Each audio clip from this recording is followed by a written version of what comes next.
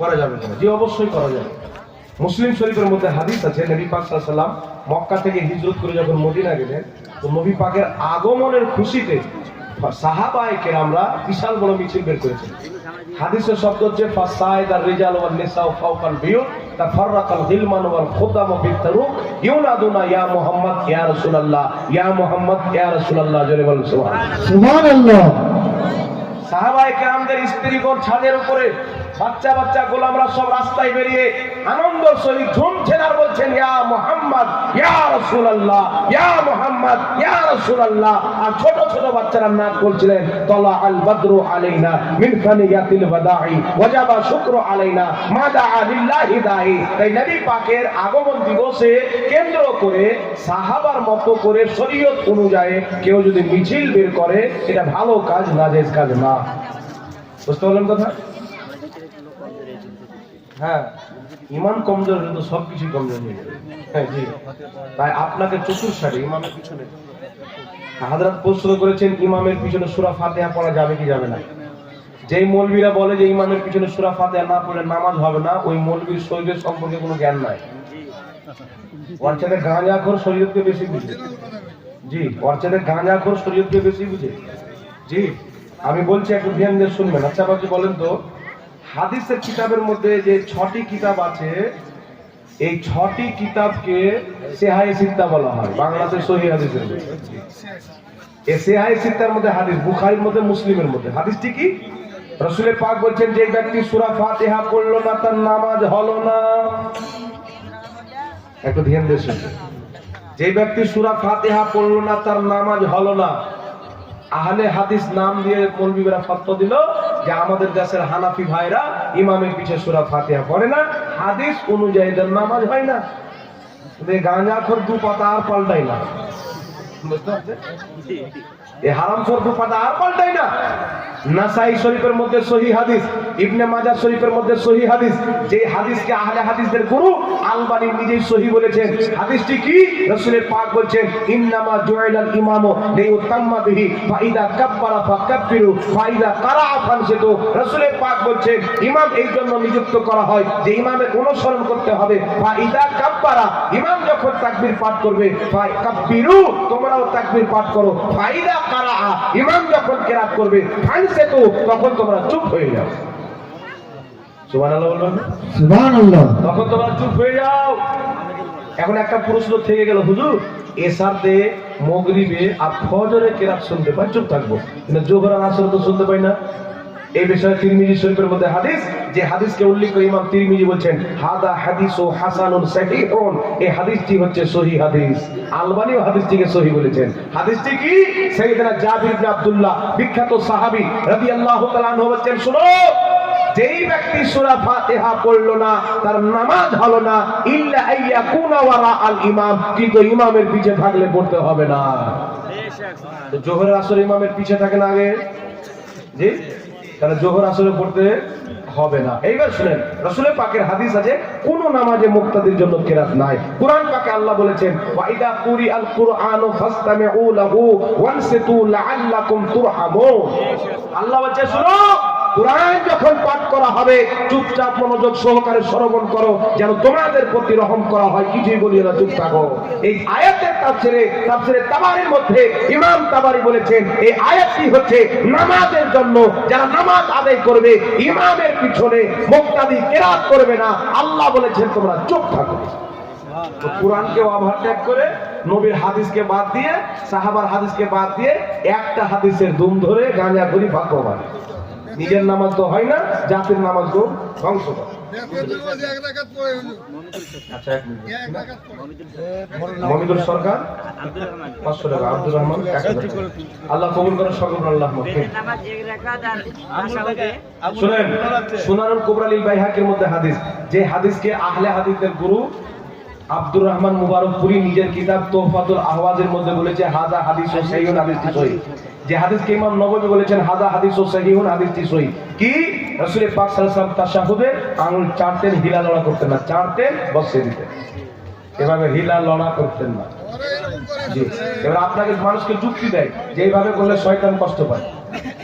একটা লোকের পাও দিয়ে ট্রেক্টর নিয়ে চলে গেলেন, আর একটা লোকের উপরে ট্রেক্টর চাপিয়ে রেখে দিলেন, কোনটাতে বেশি কষ্ট হবে?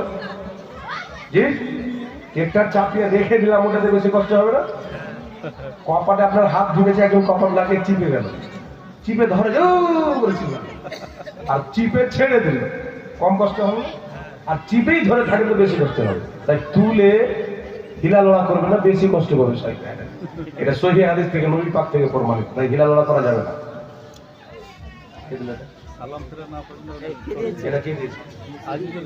আজিজুল সরকার ভাই আমার 500 টাকা দিয়েছেন, আল্লাহ কবুল করুক।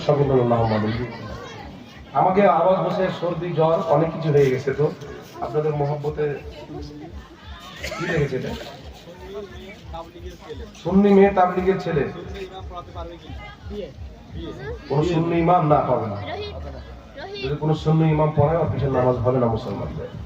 তাবলীগী জামাতের আকীদা হচ্ছে আল্লাহ মিথ্যা বলতে পারে। নবীর পরের নতুন নবী জন্ম হলেও আমাদের নবীর শেষ নবীর আমাদের ব্যাঘাত ঘটবে না, শরীয়ত বলছে বলবে। এই ধরনের কুফরি আকীদা থাকার কারণে তাদের সাথে বিবাহ পড়ানো হারাম। বুঝতে পারছেন কথা? তাই ইমামদেরকে বাধ্য করবেন, আপনি ওর পিছনে নামাজ পড়বেন, আপনার নামাজ হবে না। দিয়েই তো দেওয়া যাবে না, পড়ার কথা আছে না। জি, আল্লাহ রসুলের গুস্তাখি করার কারণে। জি, আল্লাহ হেফাজত করুক, সকল পড়ুন আল্লাহুম্মা আমিন।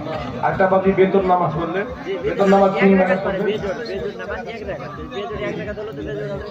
একটা লোক দেখছি তো জানাজার নামাজ 4-5 করে পড়াচ্ছে, বুঝতে পারছেন? তো আমার কাছে লোক নিয়ে আসলো, তো আমার কাছে মোবাইল একটি হাদিস দেখালো, নবী পাক জানাজার নামাজ পড়লে জুতোটা পড়বে। তো আমি ওকে বললাম, ভাই বলো তো তোমার জুতো আর নবীর জুতো সমান? জি, কথা বলে নবী পাকের জুতা মোবারক আর আমার মতন মৌলবীর জুতা মোবারক সমান? নবীর জুতা পেলে সব চুম্মা চাটি করবেন, আমার জুতা করেন তো দেখি। মৌলবী কোন কথা বলে এটা মনে হয় মারতে হবে, বলবেন না? আমি ওকে বুঝালাম, ভাই নবী পাকের জুতো আরো সহ খুলতে হয়নি, আর তোমার জুতো পরে যদি তুমি করে বাড়িতে ঢুকে যাও, মেহমান গুলো জুতা দিয়ে দাঁড়াবে। তাই ওই নবীর সাথে তুলনা করিও না, খালি পায়ে নামাজ পড়াটা হচ্ছে আদর্শ। তাই 3 রাকাত বেতন নামাজ পড়তে হবে। এই বিষয়ে ইনশাআল্লাহ কিতাব আছে, ফের কোনদিন আসলে আপনাদেরকে কিতাবটা দেবো, ছাপাবো কিছুদিন পর ইনশাআল্লাহ। একবারে 3 রাকাত বেতন নামাজি সালফে সালাইন থেকে, সাহাবা থেকে চলে আসছে। 1 রাকাতের হাদিস আছে, কিন্তু 1 রাকাতের উপরে ফুকাহায়ে কেরাম ফতোয়া দেননি, 3 রাকাতের উপরে দিয়েছে। বুঝতে পারছেন কথা? যেমন দেখেন, জুমার দিনে কিছু লোক একটা আজান দেয়, তাই না? আমরা 2টো আজান দিই। তো যারা একটা আজান দেয় তারা নবীর সুন্নাতকে নিল, সাহাবার সুন্নাতকে বাদ দিল। আর নবী বলেছেন মাআনা আলাইহি ওয়াসহাবি, যে আমার সাহাবীর তরিকাতে চলবে, সুন্নাতে চলবে, তারাই হবে জান্নাতি। তো একটা আজান নবী পাক দিয়েছেন, দ্বিতীয় আজান উসমান গনি চালু করেছেন। তো একটা আজান 2টো আজান হলো, নবীর একটা, সাহাবী একটা চালু করে, 2টা হলো। তো 2টো আজানের মধ্যে একটা আজান আছে, একটার মধ্যে 2টো আছে। জি, তো যারা 2টো আজান দিল তারা নবীর সুন্নাত দিল, সাহাবার নেই। আর যারা একটা আজান দিল, নবীর সুন্নাত দিল, সাহাবার সুন্নাত বাদ দিয়ে দিল, তার কারণে এরা জান্নাতি হতে পারলো না। বুঝতে পারলেন কথা আমার? 2-এর মধ্যে 1 আছে, 1-এর মধ্যে 2। তারাবির নামাজ কি 20 রাকাত পড়তে হবে? জি, তারাবির নামাজের উপরে হ্যাঁ, কেউ যদি খুব অসুস্থ থাকে, কম পড়ে, সেটা মাসলা আলাদা হবে, মাজুর হয়ে গেলে। তারাবির শোনেন, 8 রাকাত বলতে কোনো তারাবির নামাজ নাই। এটা বুখারীর একটি হাদিসকে নিয়ে মানুষকে ধোঁকা দেওয়া হয়। জি, কায়ামুল লাইলের অধ্যায়ে ইমাম বুখারী হাদিসটিকে বলেছেন। কায়ামুল লাইল মানে আমাদের উপরে 5 ওয়াক্তের নামাজ ফরজ আছে, নবী পাকের উপরে 6 ওয়াক্তের নামাজ ফরজ। তাহাজ্জুদের নামাজও নবী পাক প্রত্যেকদিন পড়তেন। তো নবী পাক সাল্লাল্লাহু আলাইহি ওয়াসাল্লাম 20 রাকাত তারাবি পড়েছেন, এই মর্ম হাদিস আছে। তারপরে নবী পাক সাল্লাল্লাহু আলাইহি ওয়াসাল্লাম 8 রাকাত, মায়েশা বলেছেন রমজানে, মায়েশাকে জিজ্ঞাসা করা হলো নবী পাকের নামাজ রমজানে কেমন ছিল। মায়েশা বলেন রমজানের বাইরে নবী পাক 11 রাকাতের বেশি পড়তেন না। তাহলে আপনারা বলেন তো, রমজানের বাইরে তারাবি হয়? রমজানের বাইরে মানে বুঝে নিতে হবে এটা তাহাজ্জুদের নামাজ। আর তাহাজ্জুদের নামাজ আর তারাবির নামাজ আলাদা। তাহাজ্জুদ 12 মাস চলে, তারাবি শুধু রোজার মাসে চলে। কেউ যদি বলে তাহাজ্জুদ তারাবি একই জিনিস, তাহলে ওকে বলতে হচ্ছে 12 মাস পর। নাকি বলেন? এতটুকু যদি গাধার জ্ঞান না থাকে, তাহলে ওকে কি বুঝে হবে? তাই 20 রাকাত তারাবি হযরতে উমর ফারুক উবাই বিন কাবকে ইমাম বানিয়ে 20 রাকাত তারাবি পড়িয়েছিলেন। আর ওই উমর ফারুক যখন পড়ালেন, সমস্ত সাহাবা মিলে সবাই 20 রাকাত পড়লেন। হযরত আলী 20 রাকাত পড়েছেন, আব্দুল্লাহ ইবনে মাসউদ 20 রাকাত পড়েছেন, হযরতে আতা 20 রাকাত পড়েছেন। যত সাহাবা আছে 20 রাকাত তারাবির উপরে সমস্ত সাহাবার ইজমা আছে। ইমাম বদরুদ্দিন আইনি বুখারী শরীফের শারা উমদাতুল কারির মধ্যে লিখেছেন 20 রাকাত তারাবির সাহাবার ইজমা। সাহাবার ইজমাকে ভেঙে বাদ দিয়ে যারা 8 রাকাত তারাবি পড়ে এরা তিরপাল বিদআত। জি, তিরপাল বিদআত। জি, তিরপাল বিদআত। আর এই জমিনের মাটিতে কোনো মায়ের জন্ম হয়নি যে প্রমাণ করতে 20 রাকাত তারাবির উপরে সাহাবার ইজমা নাই। নিজের মাহফিলে কিছুই বলতে পারে, আমাদের সামনে আসতে পারবে না। জি, তাই 20 রাকাত তারাবির উপরে সাহাবার ইজমা আছে। আর এরা যে নবীর হাদিস পড়ে, সাহাবারা পড়েন এই হাদিসটা। জি, উমারে ফারুক এই হাদিসটা বেশি বুঝতেন না আহলে হাদিস গাঁজা করে বেশি বুঝে? কথা বলেন। হযরতে উমর ফারুক, হযরতে আলী, হযরতে উসমান গনি, হযরত আব্দুল্লাহ ইবনে মাসউদ, এইগুলো সাহাবী, সমস্ত সাহাবী যারা ইজমা পোষণ করেছেন, এরা নবীর এই হাদিসটাকে বেশি বুঝতো না আজকের এই গাঁজাখোর মৌলবীরা বুঝে যারা বলে 8 টাকা তারাবি? কথা বলেন। সাহাবা নবীর হাদিসকে বেশি বুঝে আজকের মৌলবী বেশি বুঝে? সাহাবার সামনে কি হাদিস ছিল না? তো সাহাবায়ে কেরাম কেন 20 রাকাত তারাবির উপরে ইজমা করলেন? তাহলে আমরা ওই 8 রাকাত তারাবি 8 রাকাতের হাদিসটা মানি, সাহাবারা যেইভাবে মেনেছেন ওইভাবে মানি। ওরা তাহাজ্জুদের নামাজ হিসাবে সাহাবা মেনেছেন, তারাবির নামাজ হচ্ছে 20 রাকাত। আর সাহাবার মতো যারা নবীর হাদিসকে মানবে তারাই হবে নাজাত প্রাপ্ত, আর যারা সাহাবীর বিপক্ষে যাবে তারাই হবে জাহান্নাম প্রাপ্ত। সাহাবার দলে থাকতে হবে, সাহাবার ইজমা হয়েছে। আর নবী পাক বলেছেন আমার উম্মত কোনোদিন কোনো ভুল কাজের উপরে ইজমা করতে পারে না, যেটার উপরে ইজমা করবে কাজটা সঠিক হবে। তাই 20 রাকাত তারাবি পড়তে হবে, এটাই সঠিক। 8 রাকাত তারাবি বলতে কোনো জিনিস নাই। যে মৌলবী বলে ও কাজ্জাব। নবী পাক বলেছেন কিয়ামতের পূর্বে কিছু লোক বের হবে, এমন এমন হাদিস বলে তোমরা শুনেছো না, তোমাদের বাপ দাদা শুনেছে, দাজ্জালুনা কাজ্জাবুন, তারা বহুত বড় দাজ্জাল থাকবে এবং মিথ্যুক থাকবে। এইরকম এরা যে দাঁড়িয়ে টুপিওয়ালা কাজ্জাব দাজ্জাল। কে এটা দিল? মাদের তরফ থেকে 500 টাকা দান দিয়েছেন, আল্লাহ পাক কবুল করেন, সকল বলেন আল্লাহুম্মা আমিন। মহিউদ্দিন মন্ডল, মহিউদ্দিন মন্ডল মাদ্রাসার অন্যতম সদস্য, তিনি 1000 টাকা দান দিয়েছেন, আল্লাহ পাক কবুল করেন, সকল বলেন আল্লাহুম্মা আমিন। মা বোনদের পক্ষ থেকে একটি প্রশ্ন এসেছেন, ফরজ 4 রাকাত, সুন্নাত 2 রাকাত, বেতর 3 রাকাত, মোট 9 রাকাত পড়া যাবে কিনা? এটা কি এশার নামাজে? ফজর 4 রাকাত, সুন্নাত 2 রাকাত, 3 রাকাত বেতর, ফরজ কি 9 রাকাত? জি যাবে। নফল নামাজ, মা বোনদের অনেক কাজ থাকে, নফল নামাজ পড়লে নাকি না পড়লে কোনো গুনাহ নেই। তবে একটা ফজিলত রাসূল পাক বলেছেন, বলে দিই, নবী পাক বলেছেন কিয়ামতের ময়দানে মানুষের নামাজ গণ্য করা হবে, যে জীবনে এক ওয়াক্তের নামাজ ছাড়েনি।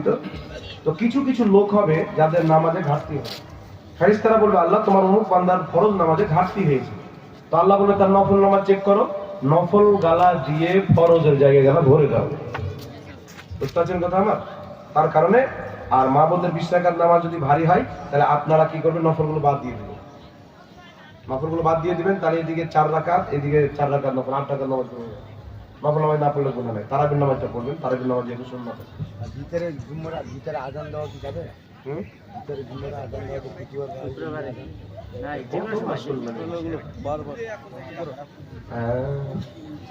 কত রকম কথা শুনবেন মস্তান চাচা, মস্তানি করেন আপনি। যাক, একবার দুরূদ শরীফ পড়েন, আল্লাহুম্মা সাল্লি আলা সাইয়্যিদিনা মাওলানা মুহাম্মদ ওয়া আলি সাইয়্যিদিনা ওয়া আলি সাইয়্যিদিনা মাওলানা মুহাম্মদ ওয়াল্লাহ ওয়াল্লাহ ওয়াল্লাহ ওয়াল্লাহ